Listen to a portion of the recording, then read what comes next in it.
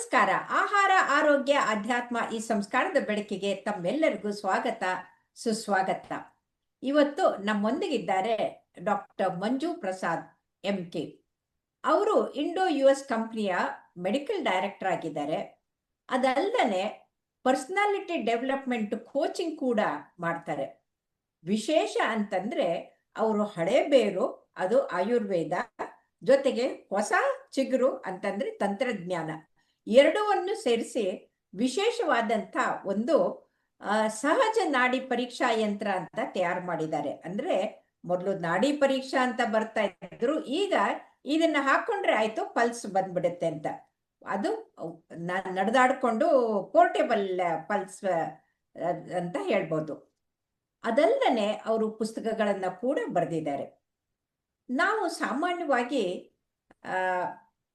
ಕಾಯಿಲೆ ಬಂದಾಗ ಆಸ್ಪತ್ರೆಗೆ ಹೋಗ್ತೀವಿ, ಡಾಕ್ಟರ್ನ ನೆನ್ಸ್ಕೊಳ್ತೀವಿ. ಅದು ಜೀವ ಹೋಗುವಾಗ ಓಡೋಡ್ಕೊಂಡ್ ಬಂದ್ಬಿಟ್ಟು ಏನಾದ್ರೂ ಮಾಡಿ ಡಾಕ್ಟ್ರೆ, ಎಷ್ಟಾದ್ರೂ ಖರ್ಚಾಗ್ಲಿ ಜೀವ ಉಳಿಸಿ ಅಂತಂತಾರೆ. ಆದ್ರೆ ಅಲ್ಲಿವರೆಗೂ ಹೋಗೋದು ಆಯುರ್ವೇದದ ಅಲ್ಲ. ಕಾಯಿಲೆ ಬರೋ ಮೊದ್ಲೇನೆ ನಾವು ಕಲೆಯನ್ನ ಕಲಿಯೋದು ಅಂತ. ಸೊ ಹಾಗಾಗಿ ಇವತ್ತು ನಮ್ಮ ಬದುಕುವ ಕಲೆ ಇದ್ರೆ ನಮ್ಮ ಆರೋಗ್ಯ ಭಾಗ್ಯ ಹೇಗೆ ನಮ್ಮದಾಗತ್ತೆ ಅಂತ ತಿಳ್ಸಕ್ ಬಂದಿದ್ದಾರೆ. ನಮಸ್ಕಾರ ಡಾಕ್ಟರ್ ಮಂಜು ಪ್ರಸಾದ್ ಅವರೇ. ನಮಸ್ತೆ ಮ್ಯಾಮ್. ನೀವ್ ಹೇಳಿದ ಮಾತು ಖಂಡಿತ ಸತ್ಯ ಮ್ಯಾಮ್. ಈಗ ಹೆಲ್ತ್ ಇಸ್ ವೆಲ್ತ್ ಅಂತ ಮೊದ್ಲು ಹೇಳ್ತಾ ಇದ್ರು, ಈಗ ಹೆಲ್ತ್ ಇಸ್ ಡಬಲ್ ವೆಲ್ತ್ ಅಂತ ಆಗಿದೆ. ಸೊ ಆರೋಗ್ಯವಿಲ್ಲ ಏನೂ ಇಲ್ಲ. ಸೊ ನಾವು ತ್ರಯೋಪಸ್ತಂಭ ಬಗ್ಗೆ ಮಾತಾಡ್ತಿದ್ವಿ. ಆಹಾರ ನಿದ್ರೆ ಬ್ರಹ್ಮಚಾರ್ಯಾನಿ ತ್ರಯೋಪಸ್ತಂಭ ಅಂತ ಹೇಳ್ತಾ ಇದ್ವಿ. ಸೊ ಏನಕ್ಕೆ ತ್ರಯೋಪಸ್ತಂಭ? ಆಯುನ ವರ್ಧತೆ. ಆಯುವರ್ಧತೆ ಹೇಗೆ? ನಾವು ಆಹಾರ ಬಗ್ಗೆ ಮಾಹಿತಿ ಮಾತಾಡಿದ್ವಿ, ನಿದ್ರಾ ಬಗ್ಗೆ ಮಾಹಿತಿ ಮಾತಾಡಿದ್ವಿ.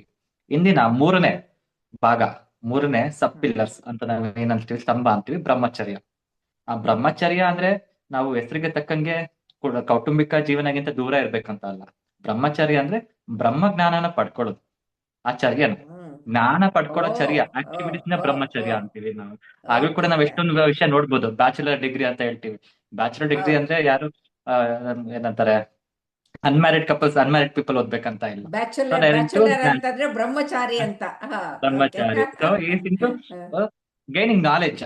ಸೊ ಬ್ರಹ್ಮಚರ್ಯ ಅನ್ನೋದನ್ನ ನಾವು ಈ ತರನು ಅರ್ಥ ಮಾಡ್ಕೋಬಹುದು. ಸೊ ನಾವೇನ್ ಹೇಳ್ಬೋದು, ರೆಗ್ಯುಲೇಟೆಡ್ ಲಿವಿಂಗ್ ಅಂದ್ರೆ ನಮ್ಮ ಸಹಜ ಜೀವನ, ಸಹಜ ಮನೋಭಾವನೆ ಹಾಗೂ ನಮ್ಮ ಮನಸ್ಸು, ದೇಹ ಹಾಗೂ ಕ್ರಿಯೆಗಳ ಸಮಾನ ಏನಂತಾರೆ ಸಹಜ ಸ್ಥಿತಿಯಲ್ಲಿ ಇಟ್ಕೊಳ್ಳೋದೇ ಬ್ರಹ್ಮಚರ್ಯ. ಸುಲಭವಾಗಿ ತಿಳಿಸ್ಬೇಕು ಅಂದ್ರೆ ನಾವು ಬರೀ ಕೌಟುಂಬಿಕ ಜೀವನ ದೂರ ಇರೋದೇ ಬ್ರಹ್ಮಚರ್ಯ ಅಂತ ತಗೋಬಾರ್ದು.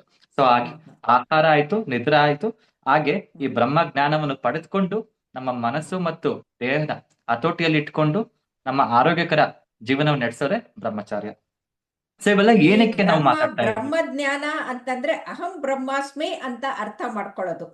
ಅಂದ್ರೆ ಆ ಪರಮಾತ್ಮನ ಅಂಶ ನನ್ನಲ್ಲೇ ಇದೆ, ಇಡೀ ಸಮಸ್ತ ಕಾಸ್ಮಿಕ್ ಎನರ್ಜಿ ಕೂಡ ನನ್ನಲ್ಲಿದೆ ಅಂತ ಅರ್ಥ ಮಾಡ್ಕೊಂಡ್ಬಿಟ್ರೆ ನಾವೇ ದೈವಿ ಸಂಭೂತರಾಗ್ತೀವಿ ಅಂತ. ಸೊ ನಾವು ಬರೀ ನೀವ್ ಹೇಳ್ದಂಗೆ ಅಹಂ ಬ್ರಹ್ಮಾಸ್ಮಿ, ನಾವು ಆ ಕೋಡ್ ನ ಆಕ್ಟಿವೇಟ್ ಮಾಡ್ಬೇಕು. ಆಕ್ಟಿವೇಟ್ ಮಾಡೋ ಕ್ರಿಯೆನೆ ನಾವು ಸದೃತ ಅಂತ ಹೇಳ್ತೀವಿ. ನಾನು ನಿಮ್ಮ ಹಲವಾರು ಕಾರ್ಯಕ್ರಮದಲ್ಲೂ ಕೇಳಿದೀವಿ. ನೀವು ಮೇಡಮ್, ನೀವು ಕೂಡ ಸದೃತ ಬಗ್ಗೆ ತುಂಬಾ ಚೆನ್ನಾಗಿ ಮಾತಾಡ್ತೀರಾ. ಸೊ ಇವೆಲ್ಲ ಯಾಕೆ ಮಾಡ್ಬೇಕು? ಸ್ವಾಸ್ಥ್ಯತೆಗೆ ಮಾತಾಡ್ಬೇಕು. ಸೊ ಸ್ವಸ್ಥ ತುಂಬಾ ನೀವು ನಿಕಟವಾಗಿ ಹಾಗೂ ಸುಂದರವಾಗಿ ಹೇಳಿದ್ದೀರಾ. ಸ್ವಸ್ಥ ಅಂದ್ರೆ ಏನು? ಸಹಜವಿಕೆ, ಅಂದ್ರೆ ಇರುವಿಕೆ, ಸಹಜವಾಗಿ ಇರುವುದೇ ಸ್ವಸ್ಥ. ಇನ್ನೊಂದು ನಾವ್ ಇನ್ನೂ ಕರೆಕ್ಟ್ ಆಗಿ, ಇನ್ನು ಆಯುರ್ವೇದ ಶಾಸ್ತ್ರ ಏನ್ ಹೇಳುತ್ತೆ ಸ್ವಾಸ್ಥ್ಯತೆ ಬಗ್ಗೆ, ಆರೋಗ್ಯವಂತ ಶೈಲಿ ಬಗ್ಗೆ ಅಂತಂದ್ರೆ, ಇನ್ನೊಂದು ಪುಟ್ಟ ಶ್ಲೋಕ ನಾನು ಹೇಳಕ್ ಇಷ್ಟಪಡ್ತೀನಿ. ಸಮದೋಷ ಸಮಾಗ್ನಿಶ್ಚ ಸಮಧಾತು ಮಲಕ್ರಿಯ ಪ್ರಸನ್ನ ಆತ್ಮ ಇಂದ್ರಿಯ ಮನಃ ಸ್ವಸ್ಥ ಇತ್ಯಾದಿ ದೀಯತೆ. ಅಂದ್ರೆ ರೀಕೋಡ್ ಮಾಡ್ಬೇಕಂದ್ರೆ ಸಮದೋಷ, ಯಾವ ವ್ಯಕ್ತಿಯಲ್ಲಿ ತನ್ನ ಮಾನಸಿಕ ದೋಷಗಳು ಸತ್ವ ರಜ ತಮ ಆಗಿರ್ಬೋದು, ಶಾರೀರಿಕ ದೋಷಗಳು ವಾತ ಪಿತ್ತ ಕಫಗಳಿರ್ಬೋದು ಸಮವಾಗಿರುತ್ತದೆ.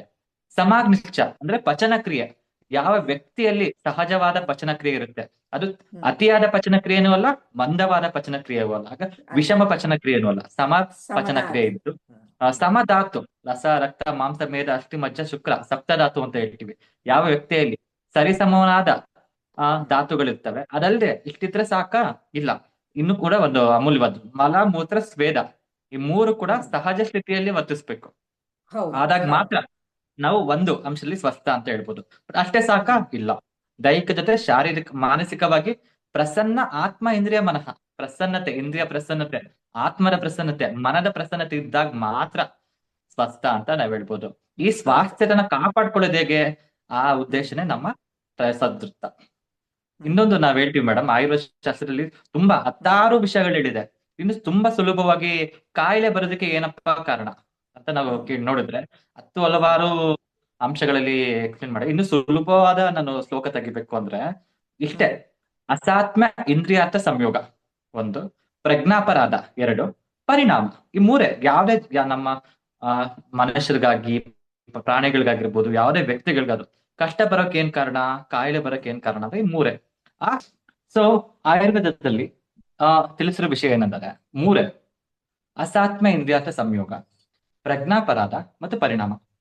ಏನು ಹೋಗದ್ರೆ ಅಸಾತ್ಮ ಇಂದ್ರಿಯಾರ್ಥ ಸಂಯೋಗ ಅಂದ್ರೆ ನಮ್ಮ ಇಂದ್ರಿಯಗಳ ಅತಿಯಾದ ಉಪಯೋಗ, ಇಲ್ಲ ಉಪಯೋಗ ಮಾಡದೇ ಇರೋದು, ಇಲ್ಲ ಮಿಥ್ಯ ಉಪಯೋಗ ಅಂದ್ರೆ ಆಪೋಸಿಟ್ ಆಗಿ ಯೂಸ್ ಮಾಡೋದು. ಮಿಸ್ಯೂಸ್ ಮಾಡೋದು ಅಥವಾ ಡಿಸ್ಯೂಸ್ ಮಾಡೋದು ಎರಡು Misuse ತಪ್ಪು ಮಾಡೋದು. ಅಂತ. ಹೌದು ಹೌದು. ಅದಲ್ಲದೆ ವಿಶೇಷವಾಗಿ ಇವತ್ತಿನ ಸಂಚಿಕೆಯಲ್ಲಿ ಸದೃತದ ಬಗ್ಗೆ ತಿಳಿಸ್ಕೊಡೋ ಸಂಚಿಕೆಯಲ್ಲಿ ಪ್ರಮುಖವಾಗಿ ಹೋಲುವ ವಿಷಯ ಅಂದ್ರೆ ಪ್ರಜ್ಞಾಪರಾಧ, ಇಂಟೆಲೆಕ್ಚುಯಲ್ ಎರರ್ಸ್. ನಮಗ್ ಗೊತ್ತು ಇದು ತಪ್ಪು ಮಾಡಬಾರ್ದು ಅಂತ, ಆದ್ರೂ ಕೂಡ ನಾವು ಮಾಡ್ತೀವಿ. ಅಂದ್ರೆ ಇದು ಅದಕ್ಕೋಸ್ಕರ ಸ್ಮೋಕಿಂಗ್ ಮಾಡಬಾರ್ದು ಅಂತ ಗೊತ್ತಿದ್ದು ಸ್ಮೋಕಿಂಗ್ ಮಾಡೋದು, ಡ್ರಿಂಕ್ ಒಳ್ಳೇದಲ್ಲ ಅಂತಾನು ಡ್ರಿಂಕ್ ಮಾಡೋದು. ಅಂದ್ರೆ ಮಾಡೋದು. ಅದು ಗೊತ್ತಿದೆ ಅದು ತಪ್ಪು ಅಂತ, ಆದ್ರೂ ಕೂಡ ಮಾಡ್ತಾ ಇರೋದನ್ನ. ಮಾಡ್ತಾ ಇರೋದು, ಅದರಿಂದಾನೇ ಕಾಯಿಲೆಗಳು ಬರೋದು. ಇನ್ನೊಂದು ಪರಿಣಾಮ ಅಂದ್ರೆ ಕಾಲ, ಹೌದು. ವೆದರ್ ಚೇಂಜ್ ಆಗ್ಬೋದು, ಇನ್ಫೆಕ್ಷನ್ಸ್ ಆಗಿರ್ಬೋದು, ಕಮ್ಯುನಿಕಬಲ್ ಡಿಸೀಸಸ್ ಆಗಿರ್ಬೋದು, ತಡೆಗಟ್ಟಕ್ಕೆ ಆಗ್ಲಿಕ್ಕಿಲ್ಲ.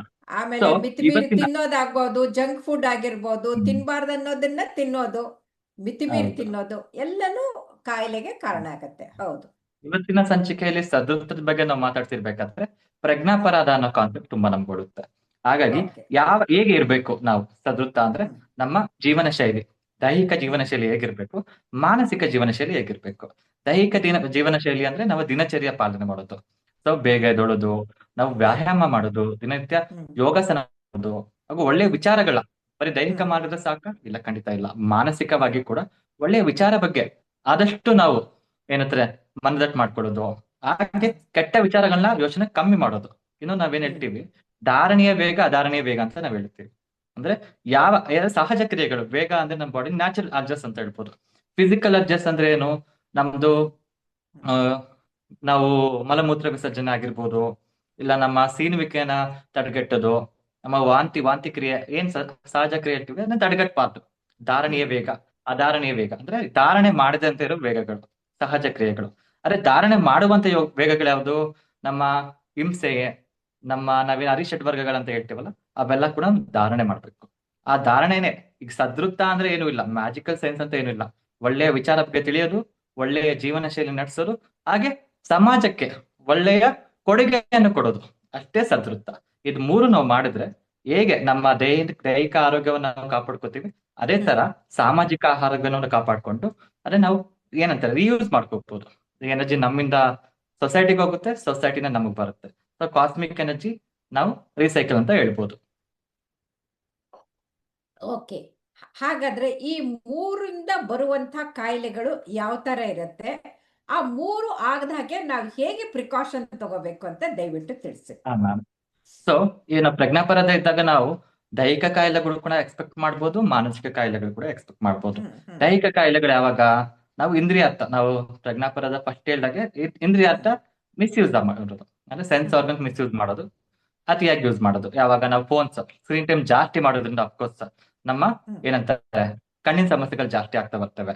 ಸೊ ಮತ್ತೆ ಸ್ಕ್ರೀನ್ ಟೈಮ್ ಆಗ ಮಾನಸಿಕ ಆಗಿ ಹೋದಾಗ ಆಂಗ್ಸೈಟಿ ಇಶ್ಯೂಸ್ ಜಾಸ್ತಿ ಆಗ್ತಾ ಬರ್ತವೆ. ಈಗ ಮಕ್ಳು ಕೂಡ bright colours, bright cartoons, fast cartoons ತೋರಿಸೋದ್ರಿಂದ ಕೂಡ ರಿಟೆನ್ಷನ್ ಕಡಿಮೆ ಆಗ್ತಾ ಬರ್ತವೆ, ಮೆಮೊರಿ ರಿಟೆನ್ಷನ್ ಕೂಡ ಕಡಿಮೆ ಆಗ್ತಾ ಬರ್ತವೆ, ದೇಹ ಕ್ಷೀಣಿಸ್ತಾ ಬರ್ತವೆ. ಅದೇ ತರ ನಾವು ಇದನ್ನ ಕಾಪಾಡ್ತಾ ಬಂದ್ರೆ ನಾವು ಇಂದ್ರಿಯಗಳಿಗೆ ತಕ್ಕಂತ ಕೆಲಸಗಳು ಕೊಟ್ಟಾಗ, ಕ್ರಿಯೆಗಳು ಕೊಟ್ಟಾಗ, ಹಾಗೂ ದೈಹಿಕವಾಗಿ ಸದೃಢ ದೇಹಕ್ಕೆ ವ್ಯಾಯಾಮ ಮಾಡಿದಾಗ, ಯೋಗಾಸನ ಮಾಡಿದಾಗ, ತೈಲ ಅಭ್ಯಂಜನ ಇಂದಿನ ಸಂಚಿಕೆಯಲ್ಲಿ ನಾವು ಮಾತಾಡಿದ್ವಿ, ತೈಲ ಅಭ್ಯಂಜನ ಕ್ರಿಯೆಗಳನ್ನ ಮಾಡಿದಾಗ ನಾವು ಆರೋಗ್ಯವನ್ನ, ನಮ್ಮ ಧಾತುಗಳ ಸಮತ್ವವನ್ನ, ದೋಷಗಳ ಸಮತ್ವವನ್ನ ಹಾಗೂ ಪಚನ ಕ್ರಿಯೆಯ ಸಮತ್ವವನ್ನು ಕಾಪಾಡ್ಕೊಂಡ್ರೆ ತಾನಾಗೆ ಮನಸ್ಸು, ಇಂದ್ರಿಯ ಮತ್ತೆ ಆತ್ಮ ಪ್ರಸನ್ನತೆಗೊಳ್ಳುತ್ತದೆ. ಅದೇ ಕೊನೆಯದಾಗಿ ನಾವು ಸ್ವಾಸ್ಥ್ಯತೆ ಅಂತ ನಾವು ತಿಳಿಸ್ಕೊಡ್ತೀವಿ. ಓಕೆ. ಹಾಗಾಗಿ ಈಗ ಜನರಿಗೆ ಯಾವುದನ್ನ ಮಾಡಬೇಕು ಯಾವುದನ್ನ ಮಾಡಬಾರ್ದು ಅಂತ ದಯವಿಟ್ಟು ಸರಿಯಾಗಿ ತಿಳಿಸ್ಕೊಡಿ. ಈಗ ಆಹಾರ ನಿದ್ರೆ ಬ್ರಹ್ಮಚರ್ಯ ನಾವು ಮಾತಾಡ್ತಾ ಇರೋದ್ನ, ಆಹಾರ ಸರಿಯಾದ ಆಹಾರ ತಗೊಳ್ಳಿ, ಅತಿಯಾದ ಆಹಾರ ತಗೋಬೇಡಿ, ಮಿತ ಬುಕ್ ಋತು ಬುಕ್ ಪಾಲಿಸಿ. ನಿದ್ರಾಗ್ ಬಂದಾಗ ನಾನು ಹೇಳ್ದಾಗೆ ನಿದ್ರಾ ನಿಮ್ಮ ದಿನದ ಅಂತ್ಯದಲ್ಲಿ ಬರೋದಲ್ಲ, ನಿಮ್ಮ ಜೀವನದ ಪ್ರತಿದಿನದ ಮೊದಲಿಗೆ ನಿದ್ರೆಯನ್ನು ತಗೋಬೇಕು. ಸೊ ಕರೆಕ್ಟ್ ಟೈಮ್ ಅಲ್ಲಿ ವಿಶ್ರಾಂತಿ ತಗೊಂಡು ನೆಕ್ಸ್ಟ್ ಟೈಮ್ ಆಕ್ಟಿವ್ ಆಗಿ ಇಟ್ಕೋಬೇಕು. ಸೊ ಕೊನೆಯಲ್ಲಿ ಪ್ರಜ್ಞಾಪರದ ಸದೃತ, ಆದಷ್ಟು ಪ್ರಜ್ಞಾಪರದವನ್ನ ಕಂಟ್ರೋಲ್ ಮಾಡಿ, ಅಸಾತ್ಮ ಇಂದ್ರಿಯ ಅಂತ ಸಂಯೋಗನ ಕಂಟ್ರೋಲ್ ಮಾಡಿ, ಹಾಗೂ ಒಳ್ಳೆಯ ನಡತೆ ಹಾಗೂ ಒಳ್ಳೆಯ ಯೋಚನೆಗಳು ಮಾಡ್ತಾ ಸಮಾಜಕ್ಕೆ ಕೊಡುಗೆ ಕೊಡೋದ್ರಿಂದ ನಿಮ್ಮ ಆರೋಗ್ಯ ಸದಾಕಾಲ ನೀವು ಕಾಪಾಡ್ಕೋಬಹುದು. ಅದಲ್ಲದೆ ಇದಕ್ಕೆ ವಿಪರೀತವಾಗಿ ಆಪೋಸಿಟ್ ಮಾಡಿದಾಗ ಖಂಡಿತ ಎಲ್ಲಾ ಕ್ರಿಯೆಗಳು ಕೂಡ ನಿಮ್ಮ ಬಾಡಿಲಿ ಆಪೋಸಿಟ್ ಆಗಿ ತೊಂದರೆ ಖಂಡಿತ ಬುಟ್ಟಿ ಅಂತ ಹೇಳ್ಬೋದು. ಒಂದು ಅಂತ ಹೇಳೋದಕ್ಕಾಗಲ್ಲ, ನಾವು ಸೈಕೋಸೊಮ್ಯಾಟಿಕ್ ಡಿಸೀಸ್ ಅಂತ ಹೇಳ್ತೀವಿ, ಏನು ಮೆಂಟಲ್ ಥಾಟ್ಸ್ ಇಂದ ಫಿಸಿಕಲ್ ಬಾಡಿ ಬರುತ್ತೆ, ಫಿಸಿಕಲ್ ಬಾಡಿಯಿಂದ ಮೆಂಟಲ್ ಸ್ಟ್ರೆಸ್ ಆಗುತ್ತೆ. ಇಟ್ಸ್ ಆಲ್ವೇಸ್ ಇಂಟರ್ ಕನೆಕ್ಟೆಡ್, ಆತರ ಹೇಳ್ಬೋದು ನಾನು. ಹೌದು.